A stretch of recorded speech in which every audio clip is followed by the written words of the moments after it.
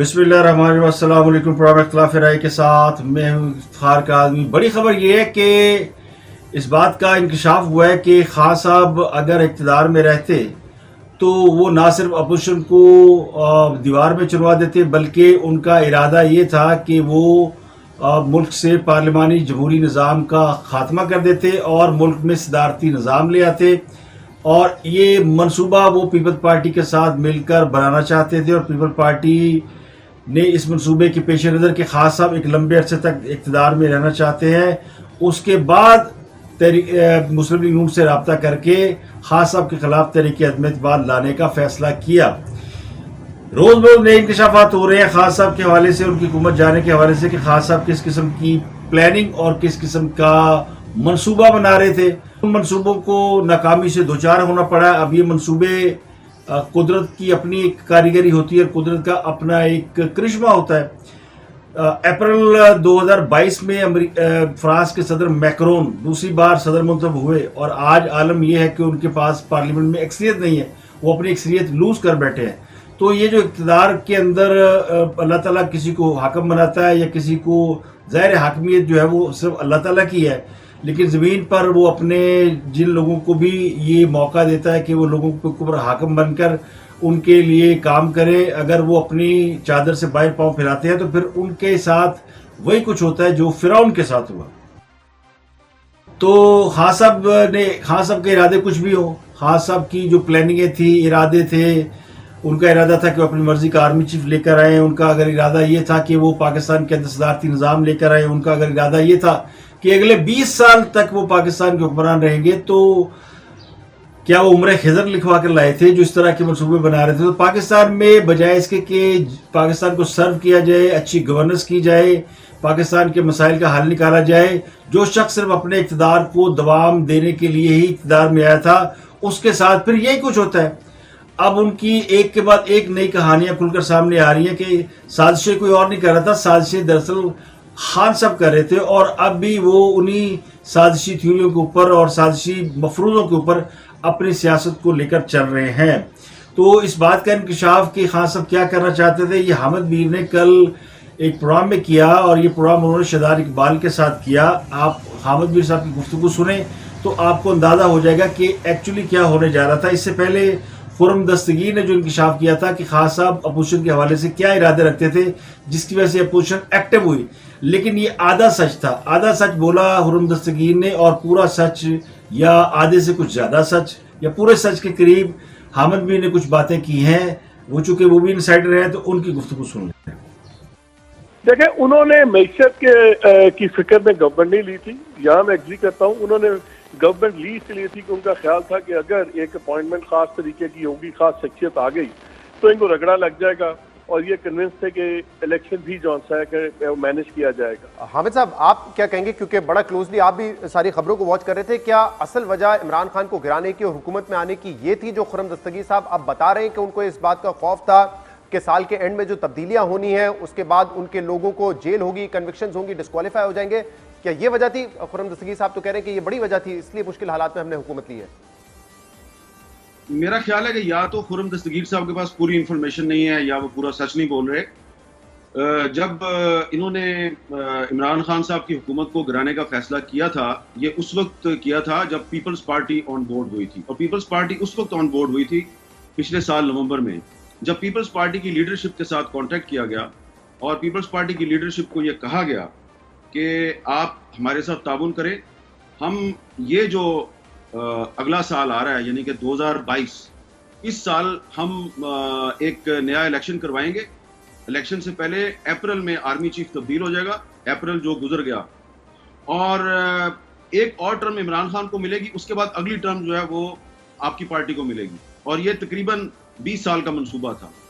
उस पर peoples party के कान खड़े हुए और उन्होंने इंगेज किया इनको, और फिर उन्होंने जब सारी इंफॉर्मेशन उनके पास आई तो वो इंफॉर्मेशन ये थी कि अप्रैल 2022 में नए आर्मी चीफ की तकर्री के बाद इमरान खान साहब जो हैं वो इसी साल एक इलेक्शन करवाना चाह रहे थे। उस इलेक्शन में उन्होंने 2/3 मेजॉरिटी लेनी थी। 2/3 मेजॉरिटी लेके उन्होंने पार्लिमानी निज़ाम को ख़त्म करना था, صدارتی نظام لے کے آنا تھا, 18ویں ترمیم ختم کرنی تھی. یہ وہ منصوبہ تھا جس پہ پیپلز پارٹی جو ہے اس نے خود نون لیگ سے رابطہ قائم کیا اور ان کے ساتھ شیئر کیا کہ جی یہ منصوبہ ہے, اور یہ اپریل میں نئی اپوائنٹمنٹ کے بعد اس ملک میں جو 73 کا کانسٹیٹیوشن ہے یہ رول بیک ہونے والا ہے. اس پر پھر انہوں نے فیصلہ کیا نواز شریف صاحب نے اور آصف زرداری صاحب نے کہ جی عمران خان صاحب کو نکالنے کے لیے ہمیں کچھ کرنا چاہیے, اور اس کے بعد پھر ساری ڈیولپمنٹ ہوئی. تو یہ صرف اتنی بات نہیں ہے کہ جناب وہ گرفتار ہو جانا تھا اور مقدمے قائم ہونے تھے. یہ جو پیپلز پارٹی کی اور مسلم لیگ نون کی جو کولیبوریشن ہوئی تھی یہ دراصل 1973 کے کانسٹیٹیوشن کو بچانے کے لیے ہوئی تھی اور صدارتی نظام کا راستہ روکنے کے لیے ہوئی تھی. اور جو اپوائنٹمنٹ ہے نئے آرمی چیف کی یہ 15 اپریل 2022 سے پہلے ہونی تھی. تو اس گفتگو کو سننے کے بعد یا اس بیانیے کو سننے کے بعد اس بات کو سمجھنا مشکل نہیں ہے کہ خان صاحب کے دراصل ارادے کیا تھے, اور ان کے ارادوں کی بھنک جب ملک کی سیاسی جماعتوں کو پڑی تو انہوں نے پھر اپنے طور پر ایکٹیو کیا اور تحریک عدم اعتماد لے کر آئے, جس کو خان صاحب نے امریکی سازش کا بیانیہ قرار دیا. اب خان صاحب کا بھی بیانیہ جو ہے وہ ایک نہیں ہے, خان صاحب بھی مختلف بیانیے لے کے چل رہے. کبھی وہ کہتے ہیں مجھے امریکہ نے سازش کر کے نکالا, کبھی فرماتے جی مجھے اپوزیشن نے سازش کر کے نکالا, تحریک عدم اعتماد لے کر آئی. کبھی وہ کہتے ہیں جی مجھے نیوٹرلز نے نکلوایا, یا مجھے فوج نے نکلوایا, یا وہ میرے سپہ سالار نے میرے ساتھ جو وہ غداری کی. میر جعفر بھی صادق والی آپ کو یاد ہوگی بات, بعد میں اس پہ یو ٹرن لے گئے کہ جی میں نے تو شہباز شریف کے حوالے سے کہا, لیکن وہ پتا تھا کس کے حوالے سے کہا. تو اس حوالے سے ایک لطیفہ بھی مشہور ہے نا, وہ کسی جگہ پہ ایک آدمی حکومت کو گالیاں دے رہا تھا کہ چور ہیں فلانے ہیں, تو پولیس پکڑ کے لے گئی, اور اس کو جب لے گئی تو اس نے کہا جناب میں تو اپنی حکومت کو چور تھوڑی کہہ رہا تھا, میں تو فرانس کی حکومت کو چور کہہ رہا تھا. تو تھانے دار نے 2 لگائی, انہوں نے کہا کہ ہمیں نہیں پتا کون سی حکومت چور ہے. تو اسی طرح خان صاحب کا بھی بیانیہ ہوتا ہے, اور خان صاحب بھی اس طرح کا شور مچاتے ہیں کہ خود ان کے بھی بیانیے میں ایک نہیں مطلب کئی ترکش میں تیر رکھے ہوئے, کوئی ایک تو چل جائے گا, یعنی لگ گیا تیر تو ٹھیک ورنہ تکا. تو خان صاحب کی جو تکوں کی سیاست ہے نا اس کا وہ بالکل ٹائٹ فش ہو سکی ہے. لانگ مارچ انہوں نے کر کے دیکھ لیا, فوج اور عدلیہ کے ساتھ انہوں نے مڈبر کر کے دیکھ لی, بعد میں انہیں کے ساتھ پہلے ان کو للکارا, پھر ان کے گھٹنے پکڑ لیے. عدلیہ سے پوچھتے تھے نا کہ رات کو 12 بجے کی عدالتیں کیوں کھلی, پھر کہنے لگے جی اب مجھے عدلیہ پروٹیکشن دے تاکہ میں لانگ مارچ کروں. اور پھر فوج کے سپہ سالار کو کہا کہ وہ میر جعفر بھی صادق ہے, اور پھر کہنے لگے کہ الیکشن کرا دیں. نیوٹرل کو تو میں نے کہا تھا کہ یہ سنبھال نہیں سکیں گے, اور مجھے جناب میں نے بڑا کنٹرول کیا, اور میں نے یہ جو دعوے کر سکتے ہیں. وہ اپنا جو چورن بیچ رہے ہیں وہ سارا معاملہ کھل چکا ہے. تو یہ جو نومبر میں اپنے نئے آرمی چیف کو لا کر آئین کی دھجیاں انہوں نے اڑانی تھی, اس کے حوالے سے ان کے لوگ اب یہ کہہ رہے ہیں جی یہ جو بیان دیا خرم دستگیر کا, اس پر ISPR ایکشن کیوں نہیں دے رہا, فوج کیوں نہیں بتا رہی کہ یہ فوج کے اوپر ایک الزام لگایا جا رہا ہے, تو ISPR کو جواب کیوں دے. ایک طرف اسد عمر صاحب پریس کانفرنس کر کے کہتے ہیں کہ اگر ISPR سیاسی معاملہ سے دور رہے تو بہتر ہوگا, اور اب وہ فرما رہے ہیں کہ خرم دستگیر کے بیان پہ ریئیکشن دے. یعنی وہ کہتے ہیں نا 4 پہیا بھلے 2 ہوں, اور 4 پہیا بھلے کم ہوں, لیکن ترتیب تو سیدھی کر لیں. تو جس جماعت کی ترتیب بھی ابھی تک سیدھی نہیں ہوئی وہ ملک چلانے کے خواب اور ملک کو سنوارنے کے خواب اور ملک کو آگے لے جا کر یعنی چلانے کے خواب. تو ابھی یہ خان صاحب کی جو یعنی صرف 2 مہینے کے اندر خان صاحب کا جو پاپولیرٹی گراف تھا جو کہ ان کے نزدیک تھا, وہ بعد میں جب ان کو نکالا گیا تو اچانک وہ مظلوم بن گئے. تو بہت سارے میرے جیسے لوگ یہ سمجھتے ہیں کہ حکومت کو نہیں گرانا چاہیے تھا, نہیں بھیجنا چاہیے تھا, کیونکہ 5 سال پورے کرتی اور اپنی کارکردگی کے بلبوتے پہ نکالی جاتی. کارکردگی کے بلبوتے پہ لوگ میرٹ پہ فیصلہ کرتے کہ کون سی جماعت کو الیکشن میں لے کے آنا, کون کو نہیں لے کے آنا. جب حالات واقعات یہ ہوں کہ آپ لمبے منصوبے بنا کے بیٹھے ہوں اور سازشیں کر رہے ہوں, اور آپ کا صرف ایک ہی نظریہ ہو کہ میں نے کسی طرح کرسی نہیں چھوڑنی اور پاکستان کو برباد کرنا ہے, تو یہ ایک نظریہ لے کر آپ چلے ہوں. ایک میں نے سنا ہے, کنفرم نہیں ہے, لیکن یہ کچھ ذرائع دعویٰ کر رہے ہیں کہ ان کی ایک کال بھی پکڑی گئی جس میں انہوں نے کہا کہ میں نے ایسے گرداب میں پھنسا دیا کہ اس سے کئی سال تک نکل نہیں سکیں گے. وہ آڈیو بھی کبھی منظر عام پر آئی جائے گی اگر انہوں نے کہا ہے, اور اگر نہیں بھی کہا تو بھی لوگوں کا خیال یہ کہ خان صاحب پاکستان کو ایسے حالات میں ڈال گئے ہیں کہ جب وہاں سے نکلنا مشکل ہے, اب وہاں سے نکل نہیں سکتے. تو خان صاحب کے خلاف جو ایکچولی سازش کی وہ صحیح کہتے ہیں بلال بھٹو کہ سازش تو ہم نے کی ہے, ہم نے حکومت گرائی ہے, تو ہمیں الزام دو. تو یہ احمد میر کے بیان سے ایک بات تو سامنے آ گئی ہے کہ یہ پیپل پارٹی نے انیشیٹو لیا تھا, کیونکہ پیپل پارٹی 18ویں ترمیم کو سمجھتی ہے کہ یہ ان کا کینڈیڈیٹ ہے, لیکن جب حکومت اس کو ختم کرنے چل پڑی اور یہ پلان بنایا گیا کہ لمبے عرصے تک خان صاحب رہیں گے اور پھر آپ کو اگلی باری دی جائے گی. خان صاحب کہتے سر نا اور جی پہلے یہ باریاں لگاتے ہیں, تو اپنی باری لا پیپل پارٹی کے ساتھ باری لگانے کے چکر میں تھے, لیکن وہ پیپل پارٹی جو ہے انہوں نے سمجھ گئے کہ یہ باریاں لگانے کے چکر میں انہوں نے ہم کو بھی یوتھیا سمجھا ہوا ہے اور ہم کو بھی ٹرک بتی کے پیچھے لگا رہے ہیں, تو وہ نہیں لگے. انہوں نے ان کی خان صاحب کی جو تھیوری ہے وہ بائی نہیں کی اور وہ چلے گئے کسی سیاسی لوگوں کے پاس, یعنی جو پاکستان کی سیاسی طاقتیں ہیں ان کے پاس وہ چلے گئے اور ان کے ساتھ مل کر انہوں نے اس کو آگے بڑھا لیا. تو اس کو دیکھنے کے بعد یعنی کل ان کا آخری پاور شو تھا, آخری کہا جائے گا, کیونکہ مہنگائی کے خلاف انہوں نے کال دی تھی کہ لوگ باہر نکلیں, اور کال بھی انہوں نے ایسے نہیں دی بلکہ ارینج کرایا گیا. یہ تو ارینج ایک یہ نہیں تھا کہ لوگوں کو کہا گیا تھا کہ آپ اپنے اپنے شہر میں خود ہی نکل آئیں. ہر شہر میں اس بات کا انتظام کیا گیا کہ لوگوں کو باہر نکالا جائے, باقاعدہ گاڑیاں ان کے تنظیمی عہدیدار اور گھروں سے لوگوں کو نکالنا اور لفٹ دے کے جانا. پیٹرول مہنگا ہو گیا نا, لیکن وہ جو گاڑیاں لے کے نکلتے ہیں وہ ماشاءاللہ اچھے خاصے امیر لوگ ہیں, مہنگائی سے ان کا کوئی تعلق نہیں تھا, اس لیے وہ جلسے میں صرف نیوٹرلز کے خلاف ہی بینر لے کے یعنی کھڑے ہوئے تھے. یہ سارا معاملہ ہو گیا ٹائنڈے فش. تو اب اگلا خان صاحب کا لاہ عمل کیا ہوگا, تو اب لگتا ہے کہ خان صاحب نے بھی اس بات کے اوپر وہ کہتے ہیں صبر آ ہی جاتا ہے, تو اب ان کو صبر آ جانا چاہیے کہ وہ حکومت سے نکالے گئے ہیں اور وہ جینون وجوہات کی بنیاد پہ نکالے گئے ہیں. اب اگر انہوں نے سیاست کرنی تو ان کے پاس کوئی جینون ایشوز ہونے چاہیے اور ان کو اپنی غلطیوں کا ادراک ہونا چاہیے, جو کہ ابھی تک نہیں ہے. تو میں نے 6 لاکھ چینی درآمد کرنے کا فیصلہ واپس لیا, لیکن اب بتایا گیا کہ چینی جو ہے مقامی یعنی اس سے پوری کی جائے گی, مقامی ضروریات جو ہے وہ مقامی چینی سے پوری کی جائے گی, اور اسے تجارتی خسارہ کم کرنے کے لیے فیصلہ کیا گیا, کیونکہ ملک میں چینی کے سرپلس ذخائر موجود ہیں اور اس سے جو ہے نا وہ کھانے پینے کے جو پاکستان کا امپورٹ بل ہے وہ $29 ارب ہے, اور اس کو کم کرنے کی حکومت کوشش کر رہی ہے کہ اس کو بھی یہ جو امپورٹ بل ہے اس کو کم کیا جائے, لیکن باوجود کوششوں کے یہ امپورٹ بل اس طرح کم نہیں ہو رہا جس طرح اس کو ڈراسٹکلی کم ہونا چاہیے تھا.